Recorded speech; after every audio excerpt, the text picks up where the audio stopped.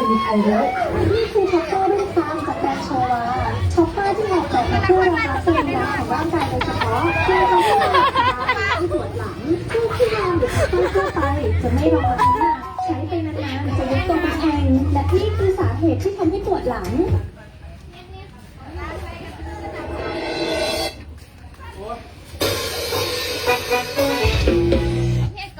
บ่แม่มันมาเองเอาบิวข้างหน้าบิวกับพี่พี่ไม่ก็ได้พี่ไม่หีใหญ่บิวพี่น้อยนะอะไรผสมหิ้งกูหรือหิ้งปลอมหิ้งปลอมนี่ก็หิ้งหน่อยหิ้งไงหิ้งปลอมมากหิ้งไงกับหิ้งมันจะได้หิ้งไงหิ้งน้อยจะหิ้งปลอมดูกันกูหิ้งปลอมแล้วเอาเบิ่งเอาไทยอุดรจอนสินแลนด์มากแล้วเด้อบ้านนี้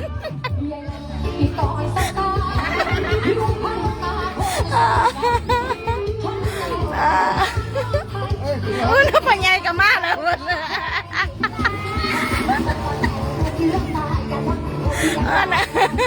โอ้ยมวนพี่น้องมายามวันน่ะมาเราบ้านนี้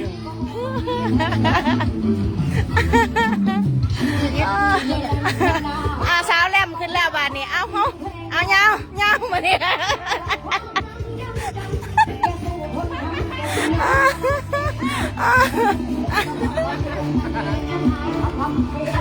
ฮิปปอใครฮิปปอฮิปปอ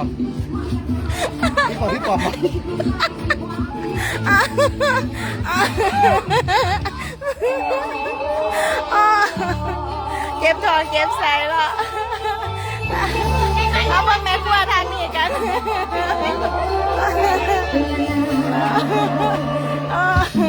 อันยาบันนี้ยายบ้านเอ้าแม่ครัวก็บ่ได้ย่อมแพ้เด้อผลจ้าอุ้ยเย็นแท้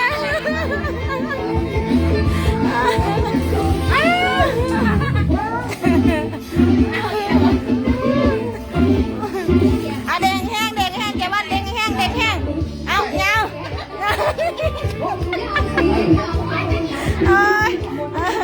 มือนี้เป็นความสุขเล็กๆน้อยๆพี่น้องมายาม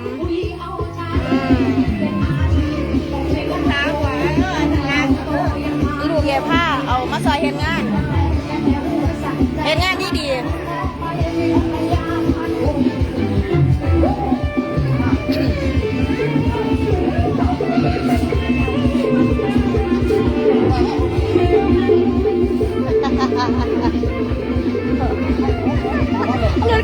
เขาอีโดนัทมันจิมาเล่นน้ำวะคิดถูกไปเห็น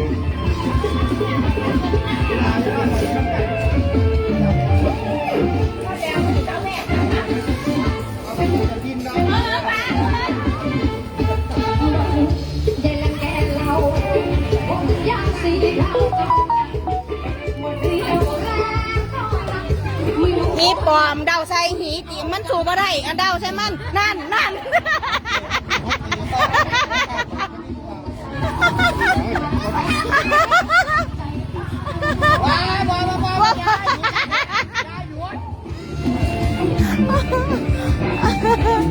ตายหายคนหนา